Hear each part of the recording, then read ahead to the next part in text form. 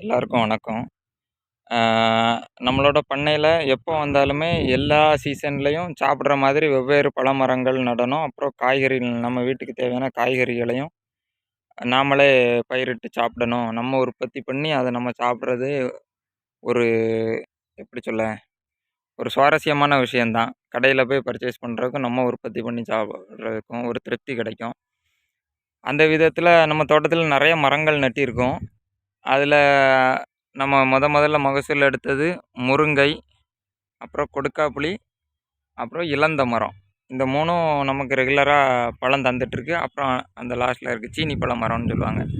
கிளிப்பழம் அதுவும் பழம் காய்ச்சிட்டுருக்கு. இப்போ நம்ம அதுக்கு அடுத்தபடியா அப்புறம் எலுமிச்சை எல்லாமே ஒட்டுக்கன்னு தான். அடுத்த வருஷமே கண்டிப்பா காய் காய்க்கும். வாட்டர் ஆப்பிள் மட்டும் கொஞ்சம் இலை கருகிக்கிட்டே இருக்குது. வளருமாங்கிறது தெரியல. அப்புறம் மாதுளை. இது போக இன்னும் நிறைய மரங்கள் வைக்கணும். பலா, கொய்யா எல்லா மரங்களுமே ரெகுலரா வாங்கி நடணும். இது இப்போ சந்தையில வாரம் வாரம் வர்ற மரங்கள நம்ம வாங்கி நட்டுக்கிட்டு இருக்கோம். காய்கறிகளும் நடணும். ஆனா நம்ம இன்னும் சொட்டு நீர் போடாததுனால காய்கறி நட முடியாது. நம்மட்ட சிங்கிள் ஃபேஸ் மோட்டர் தான் இருக்கு.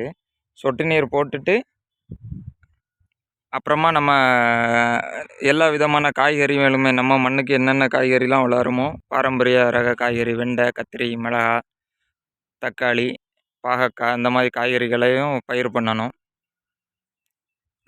இப்போதைக்கு மரங்கள் கொஞ்சம் நட்டிருக்கோம். அடுத்த வருஷம் கண்டிப்பாக பலன் கொடுக்கும்.